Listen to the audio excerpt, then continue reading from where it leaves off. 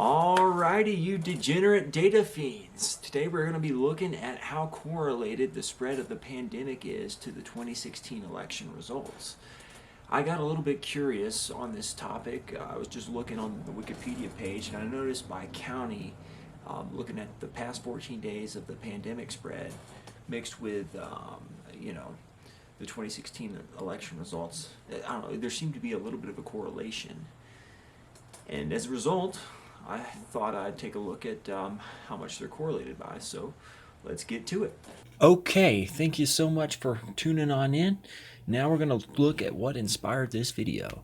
So here we have the United States presidential election back in 2016, and here we have the number of cases per 100,000 residents over the past 14 days. That's from October 4th to October 18th, 2020.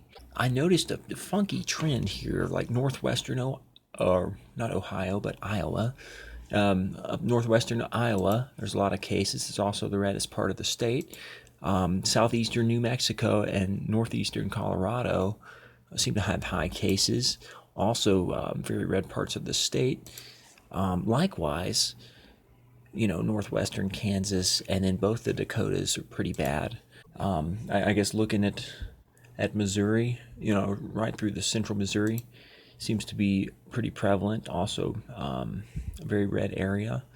Likewise, on the western border of Texas here, it's been hit pretty hard and pretty red as well.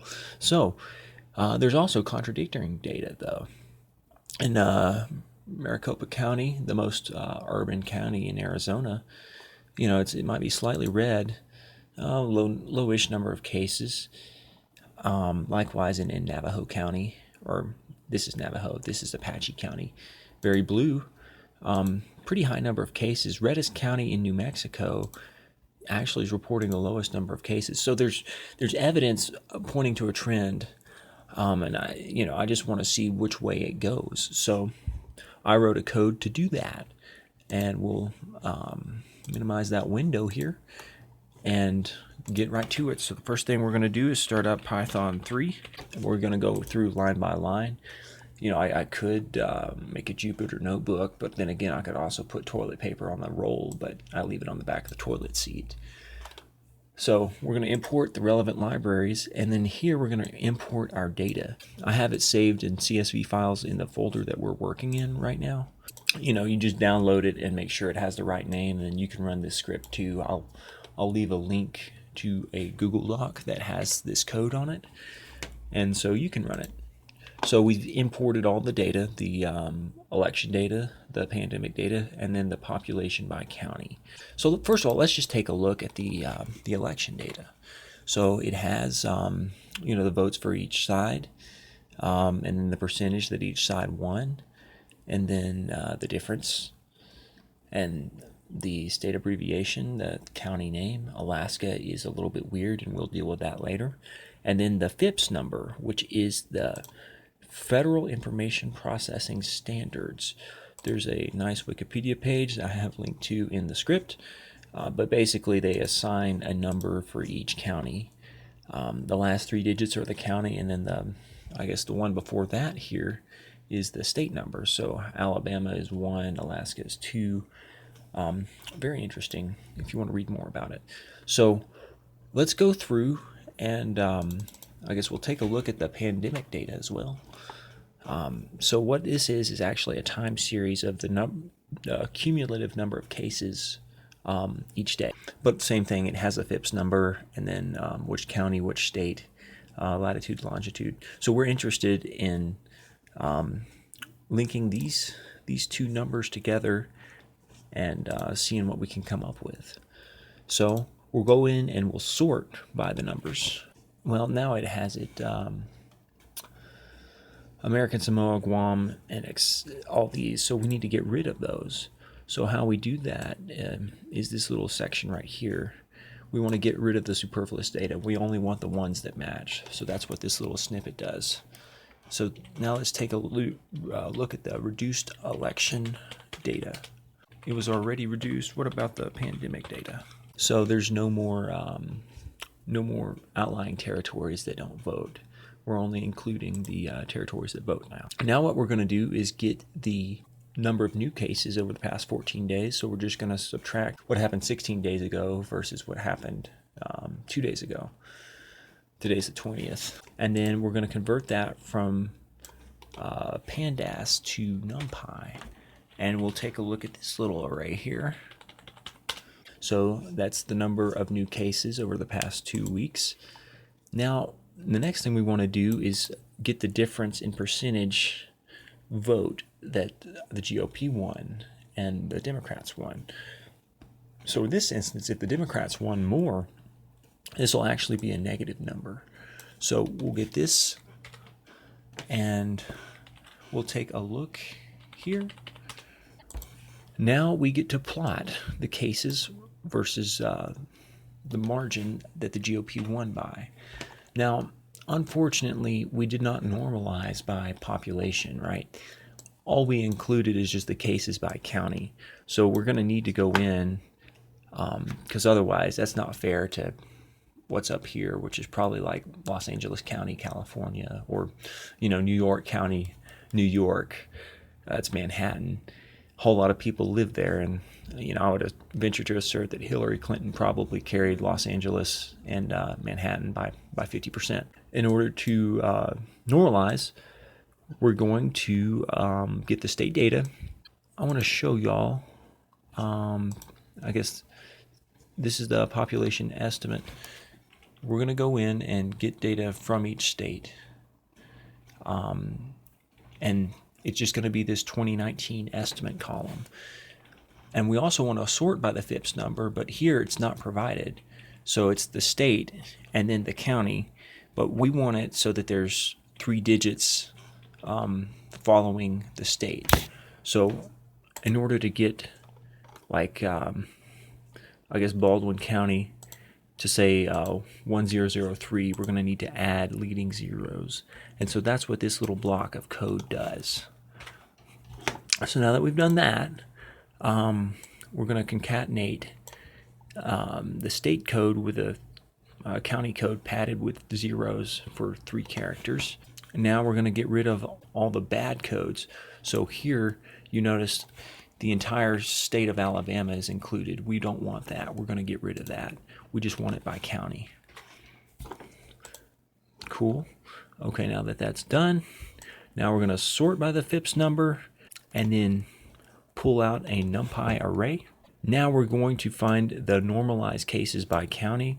So that will just be the cases by county divided by the population of each county and then multiplied by 100,000, because on the page here it's also multiplied by 100,000. It's cases per 100,000 residents. So we're going to be consistent with that data.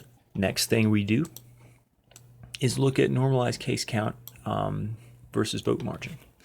So this is looking a little better. It looks actually like the state of Kentucky. One thing to note, though, there are some negative numbers, which means the total number of cumulative cases went down in some counties. That's not right, and I think what really happened, they may have overcounted. So the way we're going to deal with that is just say, well, there wasn't any change, and so we're going to make all these negative values 0, saying that there's no new cases in the past 14 days there. So in order to do that, we are going to just replace with zeros. And then the other thing I mentioned earlier with the Alaska data, here the data is the same for every county. Where I downloaded it from doesn't have it by county. They just have the entire state of Alaska.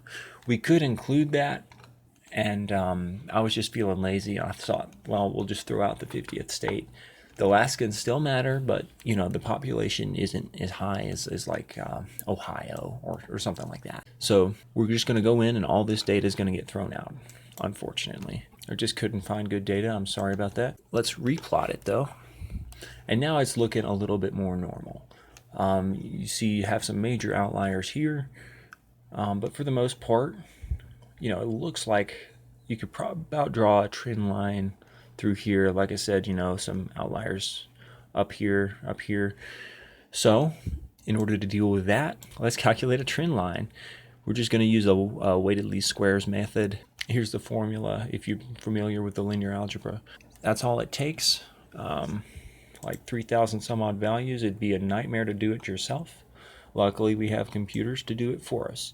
So next thing, we're going to calculate the correlation coefficient using the unweighted least squares method.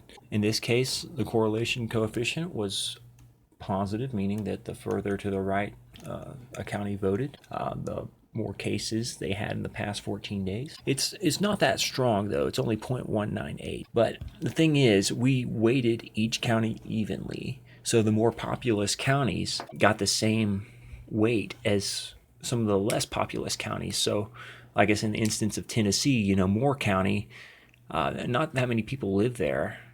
Likewise, Davidson County, I'd venture to assert probably over 1 million people live in Davidson County or Fulton County, Georgia. So in order to weight by the population, we got to do this method here. Not that much different. We just have to multiply by of the weighting matrix, which is a diagonal matrix with a population on each element. Anyway, you can look at that's not really the focus of the video. You can look that up on your own time. Then likewise, we're going to calculate the correlation coefficient when it's weighted. So in order to do that, you need to calculate the weighted covariance. And I wrote a short little function that gets called down here. So the weighted correlation coefficient is 0.3133. So a little bit stronger. What does it look like on a graph? This is a moment of truth probably everybody's been waiting for. So this is what it looks like. We'll make it huge here. Way off to the left, small number of cases. Anyway, as the 2016 vote margin increased for the GOP, the number of cases over the past 2 weeks also increased. Again, there's some outliers, but 31% of the number of new cases over the past 2 weeks can be attributed or maybe correlated to how that county voted in 2016. Pretty interesting. Okay, so that concludes the video. Thank y'all so much for watching. There's one more thing I want to tell y'all, and that's be safe and use protection. If you're going to be around people, put on your mask. It's good for you, it's good for them. It keeps everybody healthy.